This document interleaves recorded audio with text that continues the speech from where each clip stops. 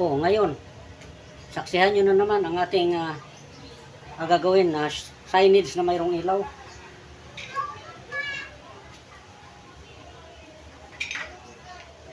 Ayan po. Ilagay natin ang pin light dyan. Siyempre, DIY. Kung ano-anong pinaglalagay dyan, pako o tornilyo o whatever. Tapos ipalusot din natin yung ano dito sa butas. Ito buo to siya, pinuputol muna natin. Ay, dugtong na lang natin ulit at ipalusot dito sa may butas. Binutasan natin dito sa likod. Yan, dito siya. Kasi ito pin light at ito pagkatapos lagyan natin ng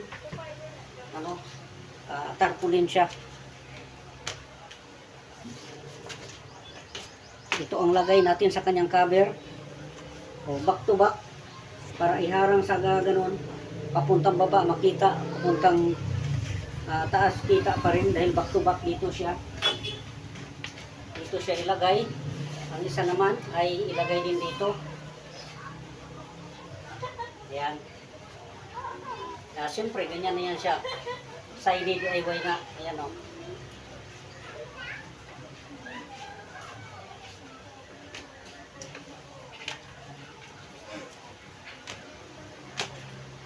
At siyempre, ang ating wire, air wire ng dating mga ceiling fan na sira. Ito po, ang switch. Nandito na rin po yung switch. Dahil ito yung pinaglingkuran nitong wire na to dati. At ito okay pa rin, DIY. Bilhan lang natin ng propeller dito kasi malutong dahil umabot na ng 4 na taon.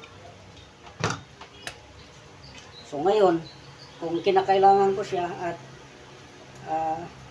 maghanap na naman tayo ng wire. Pero ito ngayon, dito muna natin gagamitin.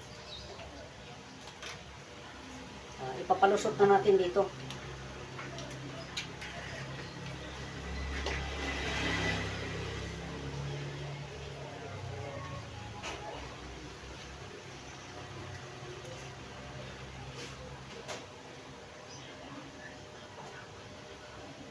Yan, nalusot na mga kaibigan. At para hindi mabunot, tatalian natin para may lock.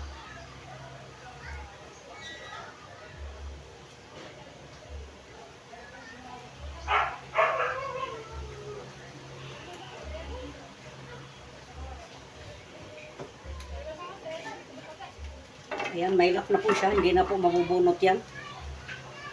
Kung titingnan ninyo, ayan. Kung mabunot man siya, ay may lock, hindi siya tuluyang mabubunot. At ito naman, idugtong natin dito. Dito sa kanyang itong ballast.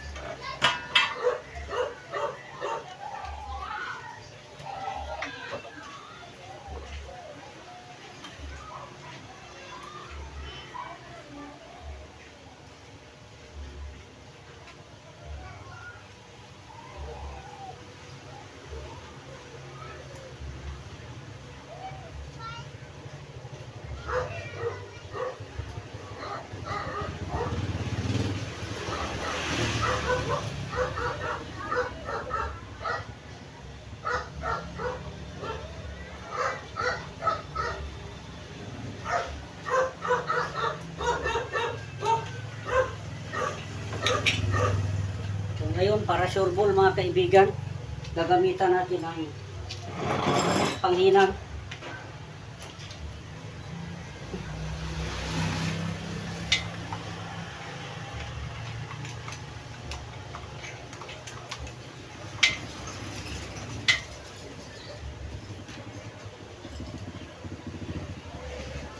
Gamitan po natin ang panghinang.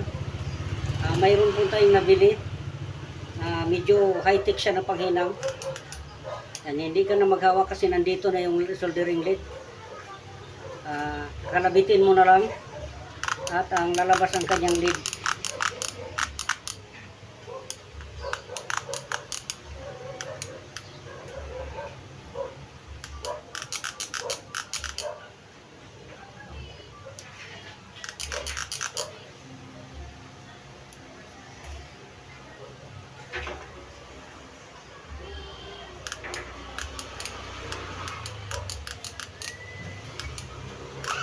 Mukhang nagka-problem po ang ating panghinang, pero subukan na lang natin isaksak.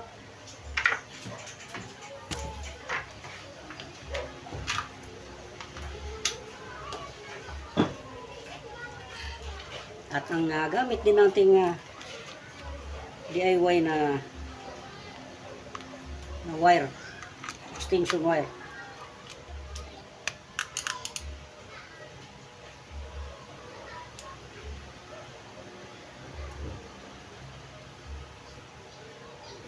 Ayan, umiinit, pero huwag nyong gagayahin, huwag nyong hawakan kung matagal na siya nakasaksak. Pagsaksak, pwede nyo pang sabayan. Yan, dahan-dahan man umiinit yan, hindi naman iinit yan agad. O ayan, umiinit na siya, kaya huwag nyo nang hawakan. Para lang sa mga bata, hindi po ito hinahawakan, mapapasok po kayo. Pero pag saksak, pwede naman siyang i-check kung uminit siya dahil nga nagka-problem hindi na po umuusad yung kanyang ano.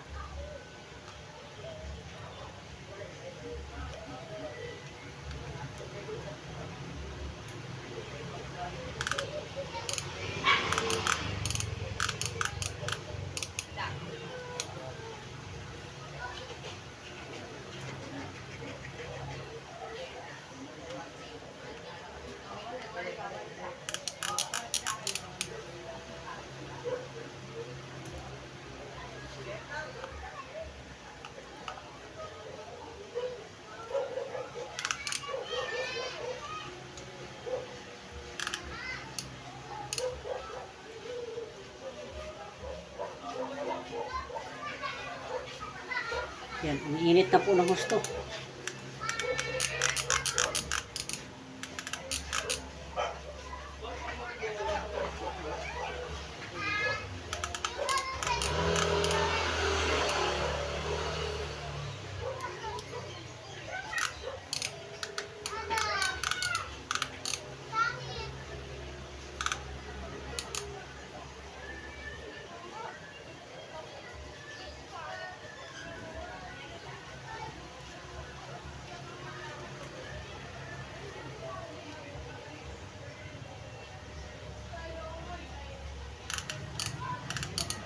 Yan na po, nag-function na po. Yan na.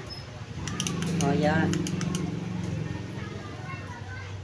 Yan, mahinang natin to ngayon mga kaibigan.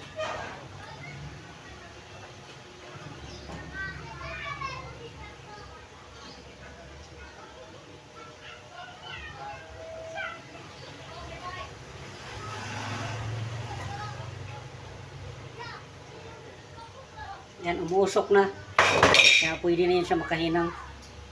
Ayan.